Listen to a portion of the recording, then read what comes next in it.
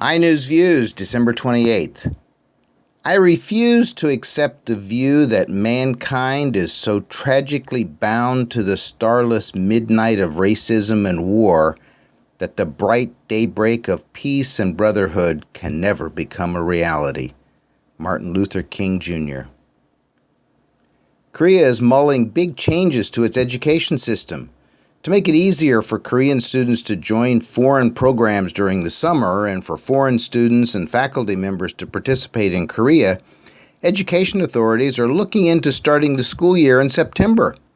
Another option is to start the school year in January, since many students and parents consider the current system to be wasteful.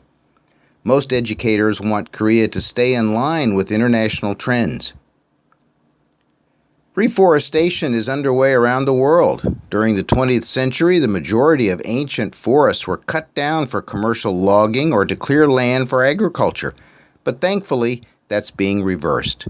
Costa Rica and Indonesia are prime examples of how governments and large businesses with sufficient clout can implement promising strategies that will help alleviate the destructive forces of climate change. Wi-Fi technology is 15 years old this year. More than 22,000 different products have been certified for Wi-Fi, and about 2 billion Wi-Fi devices were sold in 2013 alone, and will grow to 4 billion by 2020.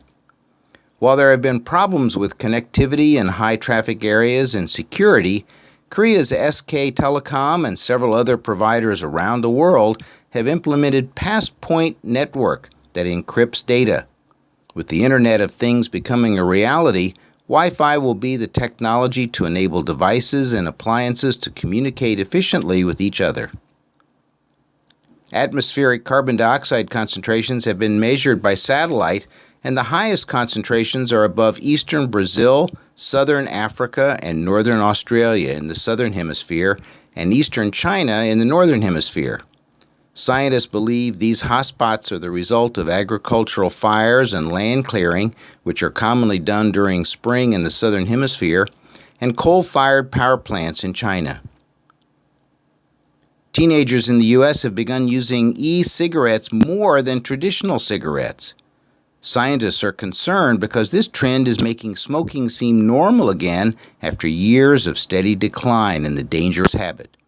About 17% of 12th graders reported using an e-cigarette in the last month, compared with 13.6% who had a traditional cigarette. Experts worry that since e-cigarettes also contain nicotine, brain development may be affected, and their continued use may make people more vulnerable to addiction to other substances.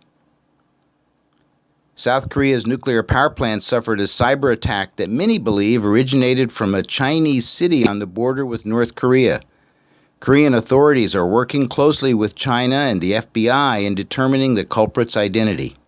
The hacked data appears to be inconsequential, but a series of large-scale drills at Korea's 4 nuclear facilities are scheduled to shore up defenses against such attacks.